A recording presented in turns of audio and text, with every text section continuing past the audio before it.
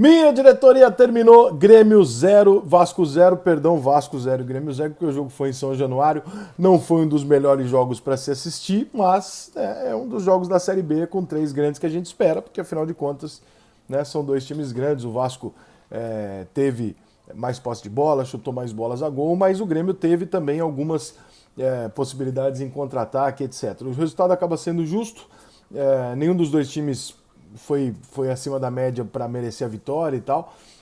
E os dois times esbarram na mesma barreira, né? Os dois times não conseguem criar jogadas de ataque. É muito evidente que a grande dificuldade do Grêmio é essa, é muito evidente que a grande dificuldade do Vasco é essa, e isso passa diretamente pela tomada de decisão dos jogadores de futebol. Você repara que o jogo. Isso é um mal do jogador brasileiro. Mas num jogo como esse, fica mais evidenciado porque são dois times grandes, embora não tenham em seus elencos tantos jogadores assim capazes de fazer algo a mais. Só que ainda não saiu da mentalidade do jogador brasileiro a ideia de que eu sou capaz de pegar uma bola, driblar três caras e fazer o gol. Isso não é que não é possível, é que o futebol atual, isso é uma exceção da exceção, não há espaço para fazer isso.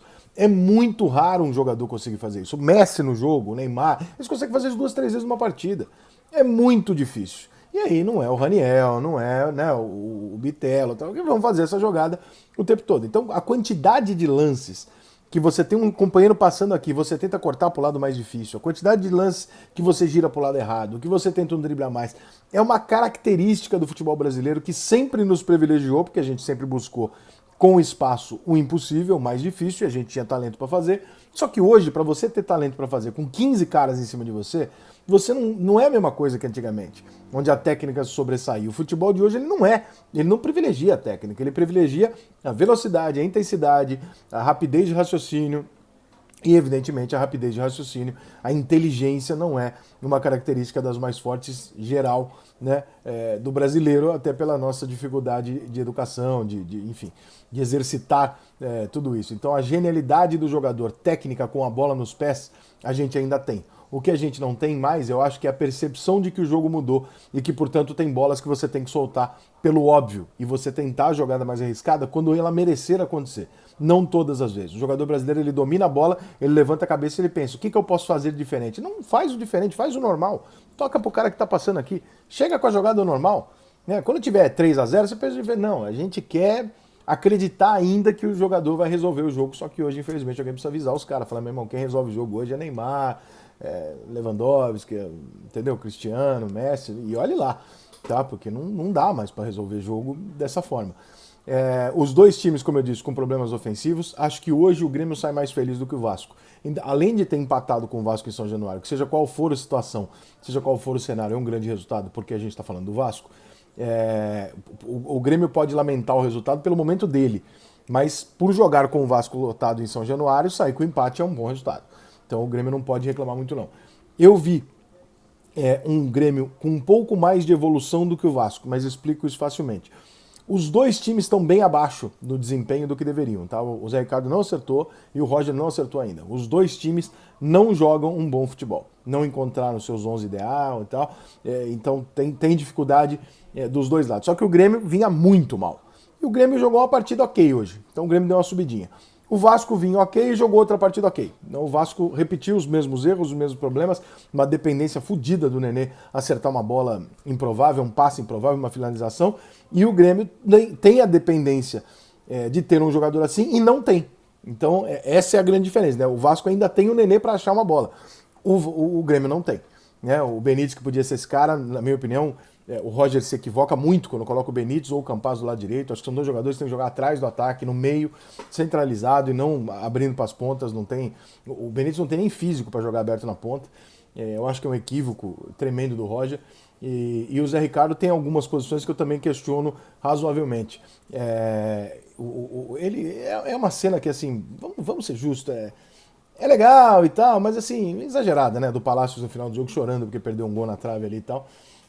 Mas eu acho que o Palácio, toda vez que entra, ele dá uma mobilidade pro time do Vasco que você não vê antes dele entrar. Então, talvez esse menino precise, né? Talvez ele possa jogar mais vezes de titular, enfim, criar opções de quem acelera um pouco o jogo. Do lado do Grêmio, O Grêmio tem garotos para fazer isso, mas não tem a qualidade técnica. Não estamos falando de um Cebolinha, né? Não é esse tipo de jogador, não é o Pedro Rocha, não são mais esses caras. Né? Então, mudou muito. Hoje os jogadores do Grêmio de ataque são jogadores que são emprestados por outros times de Série A, ou que são garotos, ou então que não deram tão certo assim, ou que estão em final de carreira. Né? E aí tem o Elias, que é um garoto da base e tal. Então o Grêmio não tem essa... O Grêmio não deu sequência a essa reposição que ele vinha fazendo uma atrás da outra em todas as posições. Tem algumas ali que ficaram bem carentes. Claro que é muito mais fácil você repor também quando o teu time tá ganhando. Óbvio, quando o time tá perdendo é difícil repor na Série B, no meio da crise e tal. Os meninos sentem e isso é evidente. Mas, num geral, eu acho que o jogo de hoje foi abaixo do que se esperava, né? Você esperava talvez...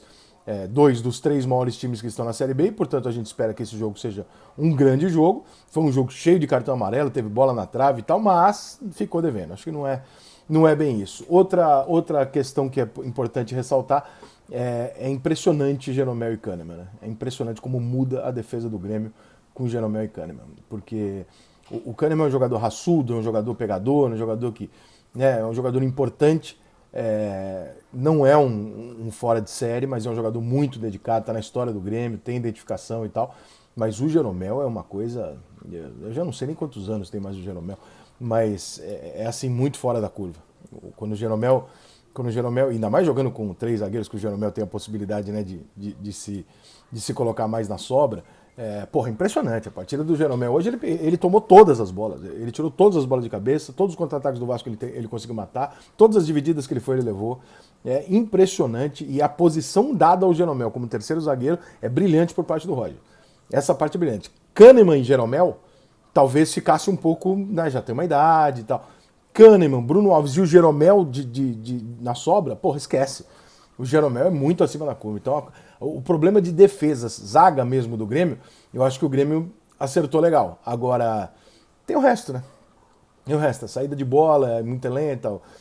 Não concordo com a maneira que ele escala lá na frente. Não concordo mesmo. Acho que tem jogador aí para você botar na fogueira, né? Um Elkerson da vida, né? Um Lucas Silva, eventualmente ali na saída de bola. Acho que o Janderson entrou bem. O Elias é um jogador que eu gosto, mas gosto dele dentro da área, quando coloca ele aberto. O Campaz é um jogador que, quando joga, né, hoje está viajando com a seleção, mas quando joga, eu gosto que jogue em outra posição. Enfim, os dois times têm muita coisa para resolver na frente. O Vasco, pelo menos, o José Ricardo hoje escalou o que ele tinha de melhor tecnicamente lá na frente. Ele botou o Figueiredo, o Peck e o Getúlio, ou seja, os meninos que estão melhores ele botou para jogar. Beleza, só que também tem o fator de terem encontrado Jeromel e Kahneman, que também é, evidentemente, né, uma situação atípica para uma Série B. Você não vai encontrar uma zaga melhor do que essa na Série B. Então, fica elas por elas. E é isso, gente, é isso. É um jogo razoavelmente frustrante. E repare, se você for ver os melhores momentos, ou os piores, ou o jogo inteiro, se você não viu, repare a quantidade de vezes que o jogador brasileiro mediano, ele erra a tomada de decisão mais óbvia do planeta. O cara passou na minha frente, é só rolar para ele que o lance continua. O que eu faço? Eu paro e giro pro outro lado para tentar o mais difícil. Porra, irmão, o tempo inteiro isso. E alguém precisa dizer para eles, falar, cara, olha só, não tem mais Pelé, irmão. E se tiver, não é você.